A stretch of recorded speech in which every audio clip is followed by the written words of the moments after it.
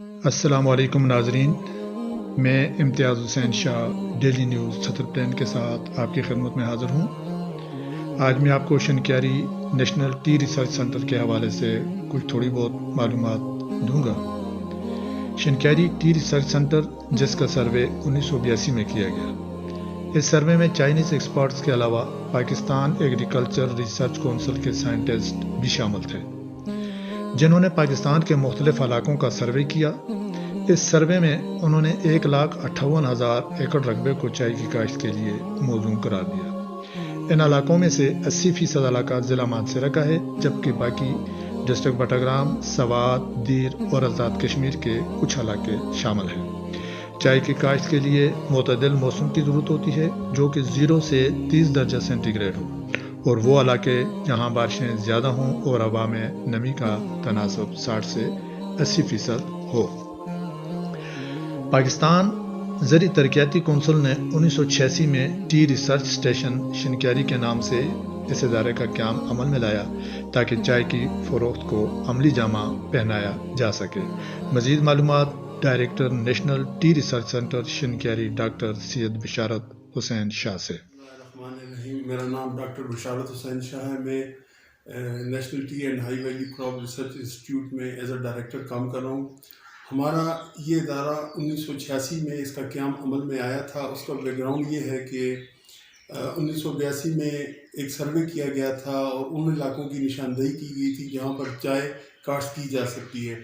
تو اس سلسلے میں 1982 میں ایک سروے ہوا تھا جس میں چائنیز ایکسپرٹس نے ہماری ہیلپ کی تھی، اور پاکستان ایگریکلچر ریسرچ کونسل کے سائنٹسٹ بھی اس میں شامل تھے۔ چائے ایک ایسی فصل ہے جس کے لیے کچھ چیزوں کی ریکوائرمنٹ ہے، یہ آپ ہر جگہ پہ نہیں لگا سکتے۔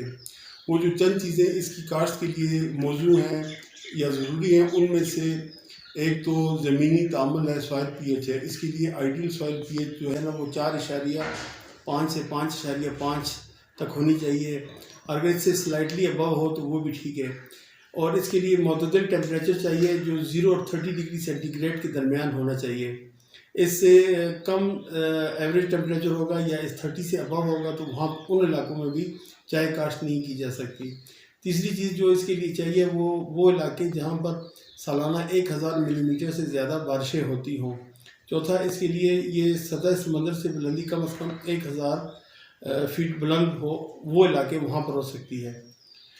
اور اس کے لیے جو ہوا میں نمی کا تناسب ہے وہ بھی 60 سے 80% تک ہو۔ تو یہ 4-5 چیزوں کو مد نظر رکھتے ہوئے پاکستان کے مختلف علاقوں میں سروے کیا گیا، اور ان میں سے تقریباً 1,58,000 ایکڑ ایریے کو چائے کی کاشت کے لیے موزوں قرار دیا گیا۔ ان میں سے زیادہ تر 80% علاقہ جو ہے وہ ہمارے ڈسٹرکٹ مانسہرہ کا ہے، باقی بٹگرام، سوات، دیر، ان علاقوں میں بھی چائے کامیابی سے کاشت کی جا سکتی ہے۔ اس کے علاوہ آزاد جموں کشمیر کا کچھ علاقہ وہاں وہ بھی چائے کے لیے موزوں ہے۔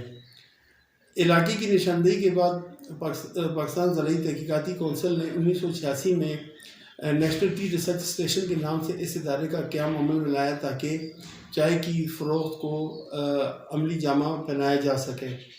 آج تک اس سلسلے میں مختلف پروجیکٹس بھی آئے، لیکن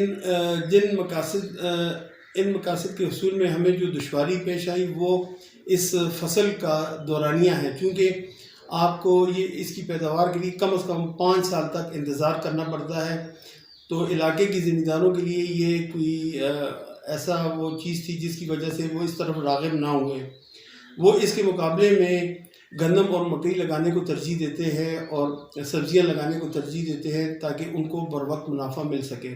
لیکن چائے چونکہ ہمارے ملک میں بڑے شوق سے پی جاتی ہے، اور ہر سال اپنی ضروریات کو پورا کرنے کے لیے ہم باہر سے منگواتے ہیں، تو اس پر قومی خزانے پر بہت بڑا بوجھ ہے، اور ضرب والا کا ایک بہت بڑا حصہ اس پہ خرچ ہوتا ہے۔ جو پچھلے سال کی اسٹیٹسٹکس ہے وہ ہمیں بتاتی ہے تقریباً $600 ملین کی چائے ہم نے باہر سے درآمد کی ہے اپنی ضروریات کو پورا کرنے کے لیے۔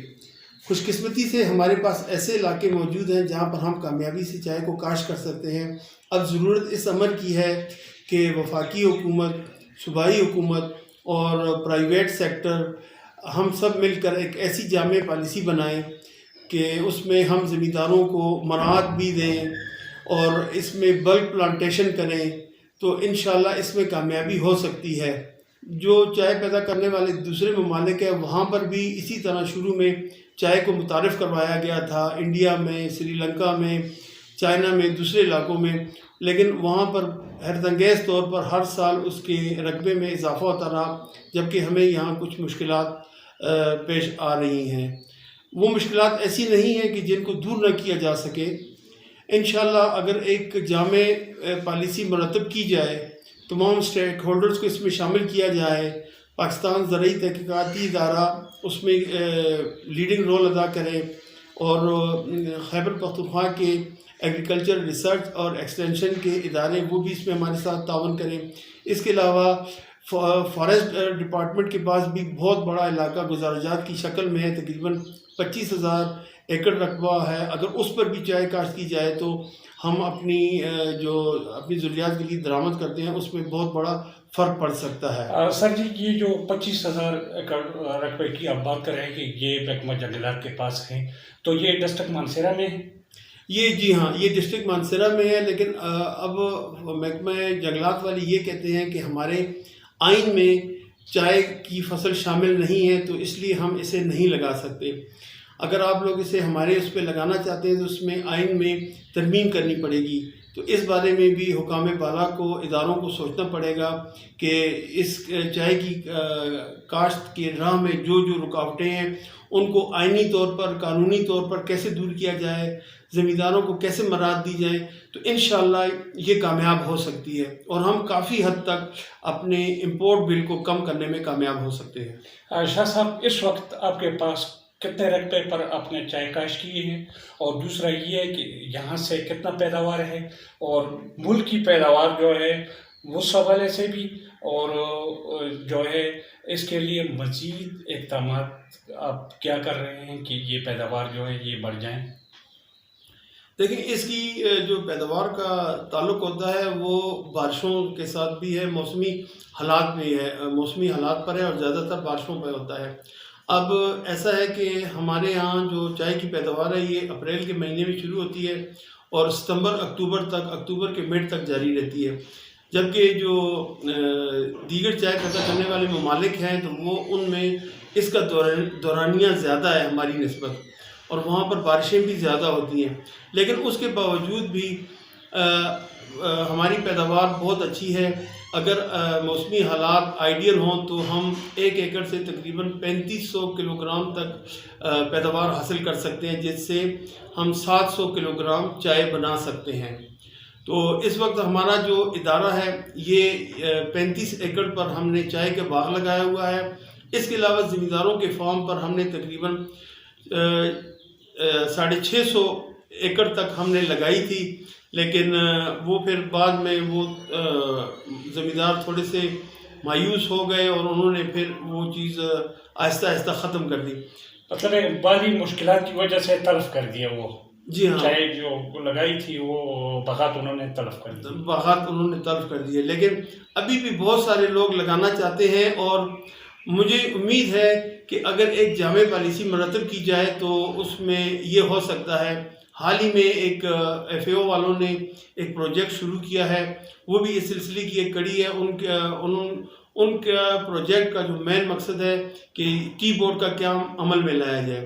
اگر ٹی بورڈ کا قیام عمل میں لایا گیا تو انشاءاللہ پھر کامیابی کے امکانات بہت زیادہ بڑھ جائیں گے.